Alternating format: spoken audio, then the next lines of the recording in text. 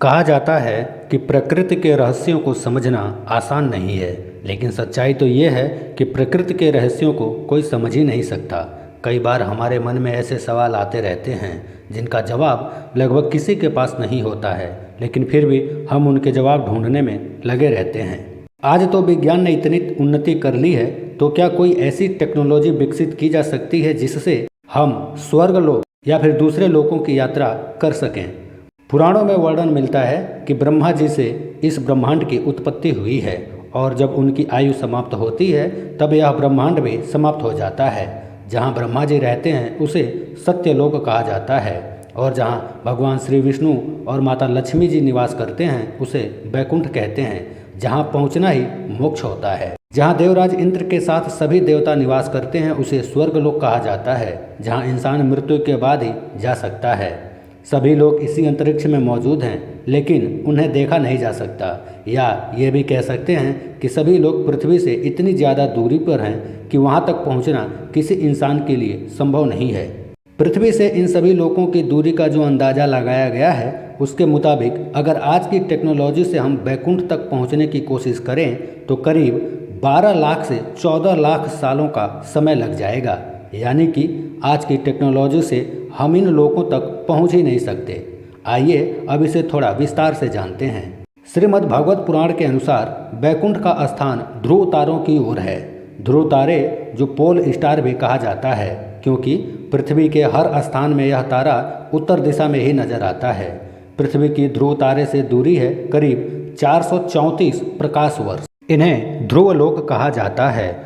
जो लोग हमेशा दूसरों की मदद करते रहते हैं तथा साथ ही हमेशा भगवान की सच्ची भक्ति में लगे रहते हैं, उन्हीं लोगों की आत्माएं इस लोक यानी ध्रुव लोक में जा सकती हैं। अब बात करें तपोलोक से सत्यलोक तक की दूरी। इसके बाद तपोलोक से 12 करोड़ योजन दूर है सत्यलोक, जहाँ परमपिता ब्रह्मा जी और माता सरस्वती रहते हैं। कहते हैं कि यहाँ पर आत्माएं नहीं जाती, और अगर जाती भी हैं तो केवल उन्हीं लोगों की आत्माएं जा सकती हैं जो कई जन्मों से पुण्य कर्म करते चले आ रहे हों, जो स्वर्गलोक पहुंचकर भी अपने सत्कर्मों और भगवान की भक्ति को नहीं छोड़ते। केवल उन्हें ही यहाँ जाने का सौभाग्य मिलता है। ध्रुवलोक से महरलोक की दूरी। ध्रुवलोक से करीब 3 करोड़ योजन की दूरी पर महरलोक है, जो स्वर्गलोक का ही एक भाग है। कहा जाता है इस लोक का वातावरण बेहद खुशनुमा और खूबसूरत होता है। पुराणों के अनुसार जो लोग जीवन भर सामान्य इंसान की तरह रहते हैं और जानबूझकर किसी के साथ बुरा नहीं करते, वे मृत्यु के बाद इसी लोक में जाते हैं। यहाँ वे सभी आत्माएं बहुत सुख सुविधा से रहती हैं। अब बात करें महरलोक से जनलोक तक की दूरी। महरलोक के ऊपर 2 करोड़ योजन की दूरी पर है जनलोक, जहाँ ऐसे लोगों की आत्माएं जाती हैं जो बिना किसी स्वार्थ के दूसरों की मदद करते रहते हैं। यह स्थान बहुत ही सुंदर, सुखमय और तेजस्वी होता है। यहाँ जाने वाली आत्माओं को देवताओं के दर्शन भी होते रहते हैं। अब बात करें जनलोक से तपोलोक तक की दूरी। जनलोक से 8 करोड़ योजन की दूरी पर है तपोलोक, जिसे स्वर्गलोक का सबसे ऊंचा और श्रेष्ठ स्थान माना जाता है। यही वह स्थान है जहाँ सभी देवता निवास करते हैं। यहाँ जाने वाली आत्माएं देवताओं के केवल दर्शन ही नहीं बल्कि उनसे बात भी कर सकती हैं, लेकिन यहाँ जाने के लिए बेहद कठिन परीक्षा से गुजरना पड़ता है।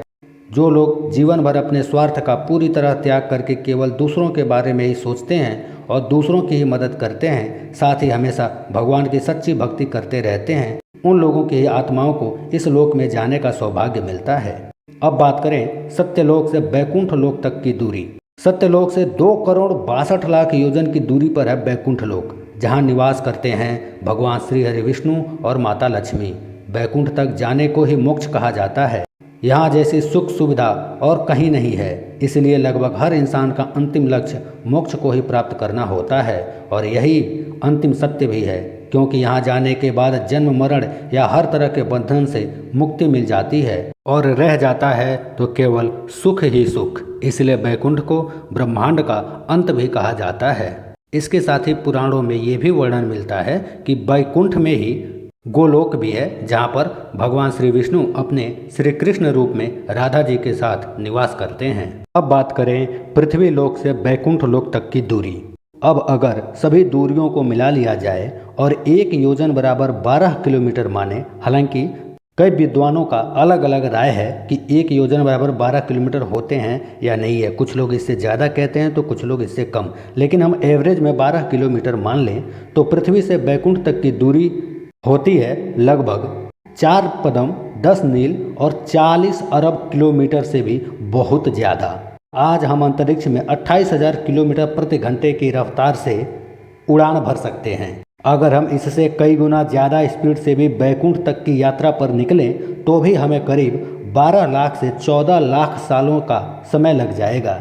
यानी आज की टेक्नोलॉजी के हिसाब से तो हम बैकुंठ तक पहुंच ही नहीं सकते और आगे भी ऐसी कोई टेक्नोलॉजी विकसित हो ऐसा हो नहीं सकता। लेकिन हम सब आज तक ये सुनते आए हैं कि नारद जी नारायण नारायण का जाप करते हुए सभी लोगों की यात्रा करते रहते हैं। वहीं गुरु वशिष्ठ, विश्वामित्र आदि जैसे महान ऋषि भी सशरीर कई बार पृथ्वी से स्वर्गलोक तक की यात्रा करते थे और वहाँ होने वाली सभाओं में हिस्सा भी लेते थे। जैसे राजा हरिश्चंद्र की परीक्षा लेने का विचार पृथ्वीलोक से वशिष्ठ और विश्वामित्र आदि को बुलाकर स्वर्गलोक में ही बनाया गया था। दरअसल ये सभी ऐसा इसलिए कर पाते थे क्योंकि उन्होंने अपने तपोबल से मन की गति से कहीं भी आने जाने की शक्ति प्राप्त कर ली थी। इसलिए वे कुछ मिनटों या घंटों में ही पृथ्वी से इन लोकों तक की यात्रा कर लेते थे। यानी भौतिकता या टेक्नोलॉजी के सहारे तो कभी नहीं हो सकता, लेकिन धर्म, अध्यात्म, भक्ति, योग, तप और पुण्य कर्मों के रास्ते तो वहाँ तक क्षण भर में ही पहुँचा जा सकता है।